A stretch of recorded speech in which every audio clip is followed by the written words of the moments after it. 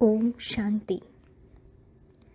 अभी अभी आपने जो वीडियो देखा, मैं कौन हूँ, राज्यों की शिक्षा का जो पार्ट 2 हमने कवर किया है ना, उसमें ऐसी कौन सी बात आपको अच्छी लगी?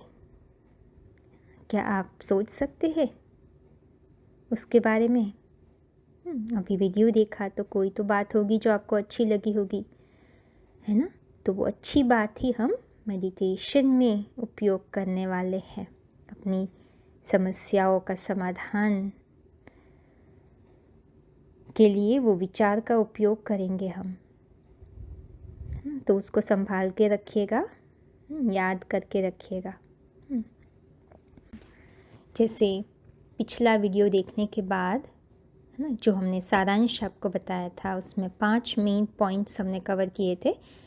तो वैसे ही हम इस ऑडियो में हमने जो भी वीडियो देखा उसमें 5 मेन पॉइंट्स, 5 मुख्य पॉइंट्स कौन से हैं जो हमें याद रखने चाहिए वो बताएंगे।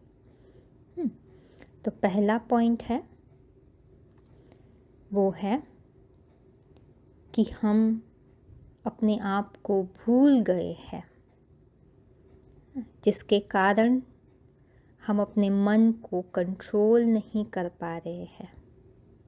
ठीक है, पूरी वीडियो में हमें क्या जानने को मिलता है कि मन आत्मा का भाग है ना, वो कभी नहीं भूलना चाहिए। बुद्धि से समझकर हमें मन को आत्मा का पार्ट, भाग समझकर रिस्पेक्टफुली ना, आदर पूर्वक हमें उसका उपयोग करना चाहिए। मन को आदर नहीं देंगे, सम्मान नहीं देंगे तो मन को कितना भी आप कंट्रोल करने की कोशिश करोगे, पॉसिबल ही नहीं है। वो तब तक नहीं हो सकता जब तक मन को आत्मा के साथ नहीं जोड़ेंगे। वेद की ऋचा भी है मनरेव आत्मा। ठीक है, अभी दूसरा पॉइंट जो इससे हमें लेना है, जो प्रैक्टिकल है, जो हमें प्रैक्टिस करना है, वो है हम सोचे कि आत्मा और शरीर में क्या अंतर है। पूरा दिन हम शरीर के बारे में सोचते रहते हैं, है ना। हमें लगता है हम भगवान को प्रार्थना करेंगे, हम श्रद्धा भावना रखेंगे, है ना, हम पूजा पाठ करेंगे, उससे हमारी आत्मा का कल्याण होगा। नहीं, जो लोग भगवद गीता को मानते हैं और लॉजिकल भी है, सोचो ज़रा, है ना, कि डे टू डे लाइफ में ना हमें किसी के साथ भी कोई भी संबंध जोड़ना है तो उसके बारे में सोचना पड़ता है ना। आप ऐसे ही रिश्ते तो नहीं बना लेते हैं ना। वैसे ही बिना आत्मा के बारे में सोचे हम आत्मा के साथ रिश्ता कैसे बना सकते हैं? हमें लगता है कि मैजिक करेगा, सब भगवान कर देगा। अगर ऐसा होता तो अब तक हम सब लोग सुख चैन में जी रहे होते। तो ये दूसरा पॉइंट है जो हमें याद रखना है कि आत्मा और शरीर अलग है ना। शरीर 5 तत्वों का बना हुआ है, जिसमें ब्रेन आ जाता है, ठीक है, और शरीर के भाग, सभी भाग आते हैं, हृदय आता है, हाथ पैर नाक कान सब आ जाते हैं, लेकिन मन नहीं आता है, बुद्धि नहीं आती है, संस्कार नहीं आते हैं। ठीक है, और उदाहरण के साथ भी हमने समझा कार और ड्राइवर। ठीक है, बहुत इम्पॉर्टेंट है ना। जैसे गाड़ी ड्राइवर के बिना नहीं चल सकती, वैसे आत्मा एक चैतन्य शक्ति, मन बुद्धि संस्कार की समुचित शक्ति बिना यह शरीर जीवित नहीं रह सकता। इसलिए हम कहते हैं जीव आत्मा। देह अंत कहते हैं ना, कोई मर जाता है, किसी की मृत्यु होती है तो, है ना, आत्मा चली गई, पास्ट अवे कहते हैं। तो आत्मा और शरीर दोनों मिलके जीव आत्मा बनते हैं। ठीक है, वेरी वेरी इम्पॉर्टेंट। जब आत्मा है तो मन बुद्धि है, आत्मा नहीं है तो मन बुद्धि नहीं है ना। आत्मा 5 तत्वों से नहीं बनी है, वो एक शक्ति है, एनर्जी है, स्पिरिचुअल एनर्जी। और शरीर जो है वो विनाशी है, आत्मा अजर अमर अविनाशी है।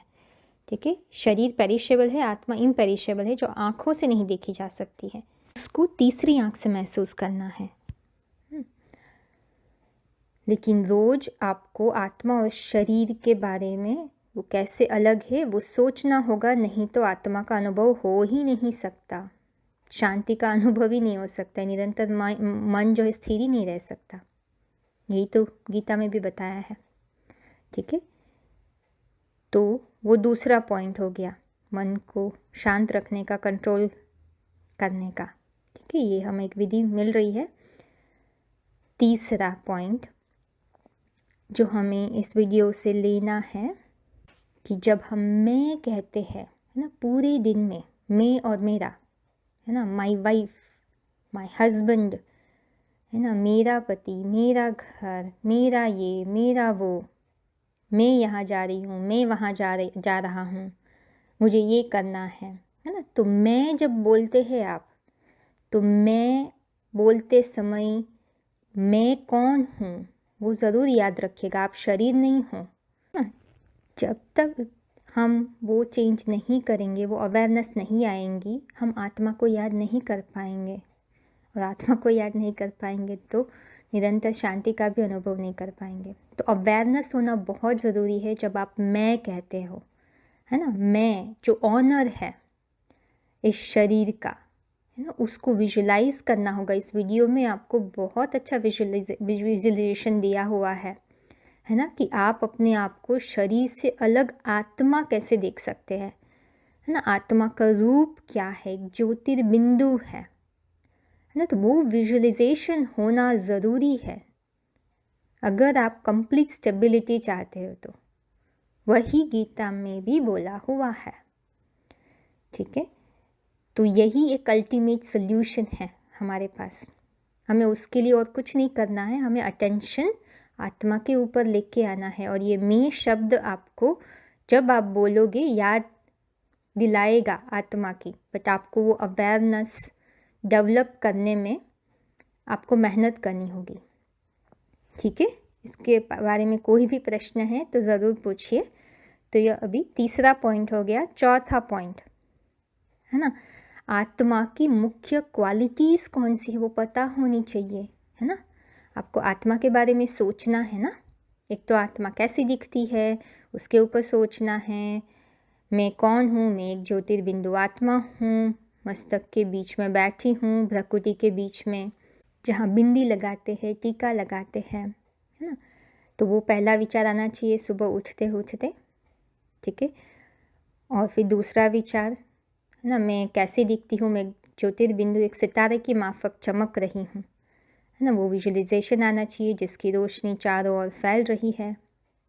तीसरा थॉट आना चाहिए, मैं शरीर से कैसे अलग हूँ, है ना, क्योंकि बार बार हमारा मन तो शरीर की चीज़ों में जाता है। तो हमें कोई एक डिफरेंस भी सामने रखना होगा। जैसे इस वीडियो में कार और ड्राइवर दिया है, वैसे अलग अलग एग्जाम्पल्स भी है ना। डायमंड और उसका बॉक्स वो भी एक उदाहरण है, बीज और वृक्ष उदाहरण है, बैटरी और फ़ोन एक उदाहरण है, और भी बहुत सारे उदाहरण हैं। ठीक है, तो वो एक हमें मेडिटेशन में याद आना चाहिए। चौथा विचार है ना, कि मेरा पर्पस क्या है, मेरा लक्ष्य क्या है इस दुनिया में, कि मैं अपने असली स्वरूप को याद रखूं। ठीक है, आत्मा के मूल कितने गुण हैं आपने वीडियो में देखा, है ना। 7 मुख्य गुण हैं, राइट। तो वो हमें याद आने चाहिए, उसको हम रिमाइंड कराए, मैं एक शांत स्वरूप आत्मा हूँ, मैं एक पवित्र आत्मा हूँ, मैं एक सुख स्वरूप आत्मा हूँ, मैं ज्ञानीतु आत्मा हूँ, है ना, मैं शक्तिशाली आत्मा हूँ। तो ये जो गुण है वो हमें याद आने चाहिए। रोज़ आत्मा को देखते हुए अगर वो गुण को याद करेंगे तो आत्मा जो इस शरीर से कर्म करा रही है वो कर्मों में भी, और जो हमें रिस्पॉन्स मिलता है उसको कैसे लेना है, वो सब रीति से बुद्धि को कैसे हमें चीज़ों को लेना है अपने आत्मा के असली स्वरूप को याद करते हुए, वो सब आत्मा करेगी। बट अगर हम ये कर ही नहीं रही है practice makes a man perfect, जो हम नहीं कर रहे, इसीलिए प्रॉब्लम्स आ रहे हैं, है ना, मन कमज़ोर होता जा रहा है। अभी लास्ट पॉइंट है ना, इस वीडियो में हमें बहुत अच्छा कारण दिया गया है, ठीक है, कि हम आत्मा को क्यों भूले, है ना। तो पहला कारण हमें बताया गया है ना, ये गलत मान्यता, हमारे अंदर हमने गलत मान्यता बिठाई है। अभी हम बहुत कुछ सुनते हैं, ठीक है, लेकिन सच्चाई नहीं है और ऊपर से गलत चीज़ें बिठा दी है। तो जो सही रीति से आत्मा का हमें अनुभव करना चाहिए वो नहीं हो पा रहा है, ठीक है। दूसरा हमें कारण बताया ना कि हमारा जो वातावरण है ना, तो आगे चल के आप समझेंगे कि द्वापर युग से बहुत लंबे समय से हम लोग देहभानी सृष्टि में रह रहे हैं। ऊपर से जो भी नई आत्माएं आती है वो सब कम आत्मिक स्थिति में होने के कारण बॉडी कॉन्शियस रहती है, तो उसके संग के रंग में हम आ गए, जिसके कारण हम भी बॉडी कॉन्शियस बन गए, है ना। तो वातावरण हमारे बीच जन्म जन्मांतर जो रहा हमारे आसपास, उन्होंने हमें हमेशा बॉडी कॉन्शियस बनाया है, ठीक है। और तीसरा कारण बताए अज्ञानता, हमारी अज्ञानता है, हमें आत्मा का सही परिचय ही नहीं पता था। अभी भगवान आके बता रहे हैं हमें कि आत्मा क्या है ना। आधी अधूरी जानकारी, उसमें भी गलत चीज़ें ऐड हो गई, तो हमारा पर्सपेक्टिव भी अलग हो गया आत्मा के बारे में। तो आत्मा के बारे में सही जानकारी ना होने के कारण आत्मा का अनुभव नहीं हो पाया, है ना।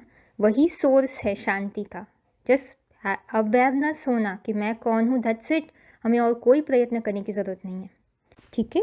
तो आप इन सभी बातों के ऊपर सोचिए, है ना, क्योंकि हम जैसा समझ रहे हैं अभी कि कुछ भी बिलीव करो, कुछ भी आप फॉलो करो, आपका कल्याण ही होगा, वो संपूर्ण सत्य नहीं है ना। सच्चाई के आधार पर ही निरंतर सुख शांति का अनुभव होगा। इसीलिए भगवान आके हमें सत्य ज्ञान दे रहे हैं। जब तक सच्चाई नहीं बैठेगी, ना शक्ति मिलेगी, ना निरंतर सुख शांति मिलेगी। तो इसलिए इन सब बातों के ऊपर सोचिए, अपने आप को आत्मा देखने की प्रैक्टिस कीजिए, ये है ना। भगवद गीता के श्लोक्स हमने पहले वीडियो के डिस्क्रिप्शन बॉक्स में भी रखे हैं, इस वीडियो के डिस्क्रिप्शन बॉक्स में भी रखे हैं कि वास्तव में मेडिटेशन क्या है, उससे क्या प्राप्ति हो सकती है, ठीक है। तो आप चाहे तो देख सकते हैं। अगले वीडियो के लिए बहुत बहुत शुभकामनाएं। ओम शांति।